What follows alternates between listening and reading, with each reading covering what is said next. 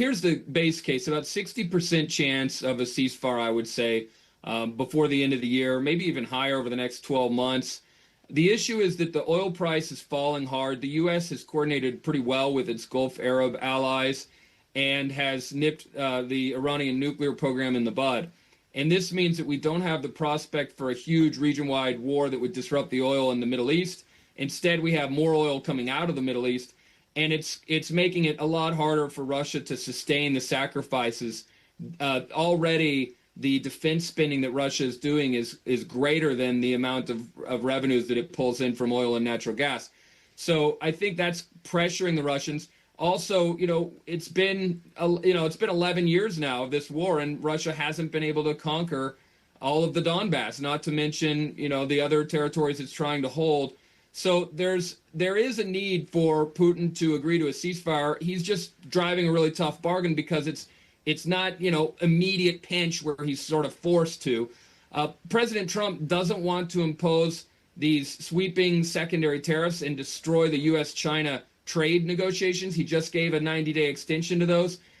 So what we're seeing is a sort of dancing around the issue, but eventually we should have a ceasefire.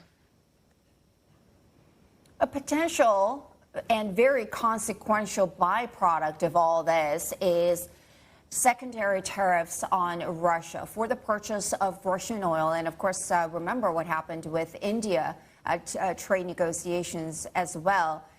Trump says, for now, don't worry about it. What is the probability that you put there? Well, I'd give about a 40% chance that all of this collapses, and the real risk there is, let's say, for example, that the U.S. and the Europeans really did insist on credible and durable security guarantees for Ukraine. Of course, that would be good for Ukraine. The issue is that Russia would not be able to accept that. It would, in fact, incentivize Russia to escalate the war before those security guarantees are put into place.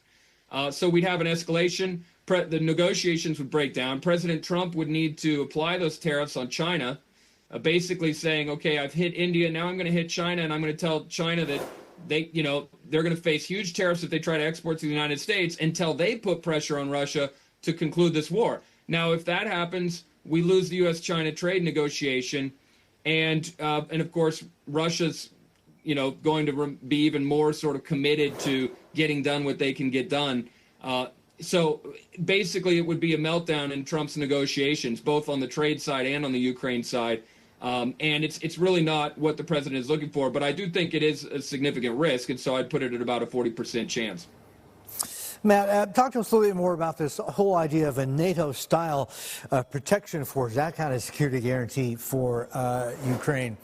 The thing I'm thinking about is, the principals who are going to be at this meeting in D.C. with Zelensky, the UK, France, Germany, if we assume that they're going to provide the most manpower, the main manpower for this sort of protection force, how is that going to work? Are they going to be able to get their soldiers to buy into this? Because this is not NATO. This won't be a NATO protection force, Article 5, right? This will be a NATO-style protection force. Are there any risks to that? And this is over and above and beyond whether or not Putin agrees with it or not. Yeah, I think that's probably spin to try to make it more palatable to domestic audiences in the West. I don't think there's a large level of public support in Europe to putting their own boots on the ground. And we know that the U.S. has ruled that out from the very beginning. Even before Russia invaded, President Biden ruled out U.S. boots on the ground. And U.S. sentiment is very much not in favor of that. Americans are concerned with prices. Inflation expectations are actually going up, and they're significant. And that's the case in Europe as well. You have really big elections coming up, like the French election in 2027, and that would really agitate the forces that are opposed to the political establishment in Paris to see French troops on the ground in Ukraine. It could happen. Obviously, Europe does have an incentive to deter Russia from further invasion. That's clear. But the issue is that once a NATO member is in there, if they end up coming to blows with Russia, then all NATO members are in there, and we have a World War III. We have a major war between the nuclear powers. And they may not use nuclear weapons, but they would be attacking each other's conventional forces, and it would destabilize the whole world. So no one really wants those guarantees. They might find a way to provide advisors. They might find a way to provide peacekeepers. They might find little workarounds, but no one is really wanting to create the tripwire scenario, which is, again, that's how this war started, was with Russia trying to prevent that kind of tripwire from being formed in Ukraine. Yeah, and Matt, I don't want to go off on too much of a tangent, but since you started talking about it, the fact is Putin has threatened to use theater tactical nuclear weapons before in Ukraine, right? So I don't think we should take that too lightly. There's been a lot of talk that what the president really wants is some sort of an arms control deal with the Russians, because you've got New START, what's on the table right now. That's up for, I think that expires, next February or something. Could that be the long game for the president?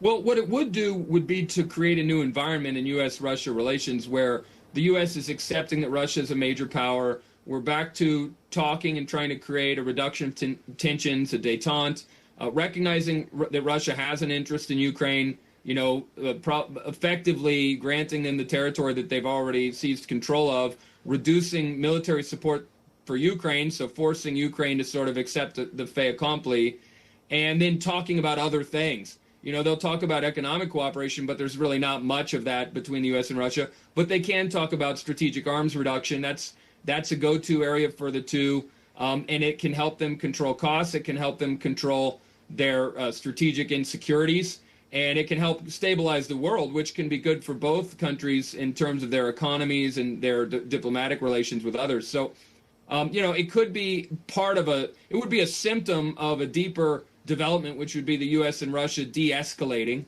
But all of that has to be premised on an agreement of at least a ceasefire in Ukraine, something that contains this conflict so it doesn't spill over. And that's going to mean that the U.S. is not going to demand getting that territory back. The U.S. is basically going to turn a blind eye to the fact that Russia took that territory. But Russia's going to have to sort of declare victory with what it's been able to achieve so far. And Europe would actually be okay with that scenario because it doesn't want the war to spill over.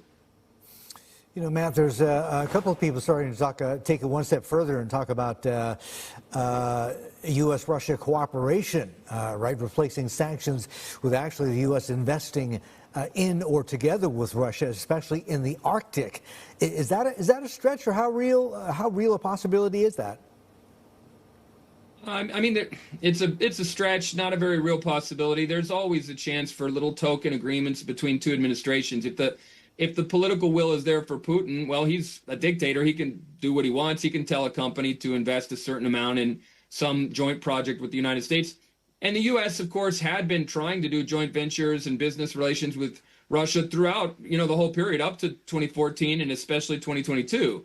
So, of course, there are some business interests, and they could try to restart those. But it would have to be premised on a sanction relief regime, unless it's just purely manufactured by executive action.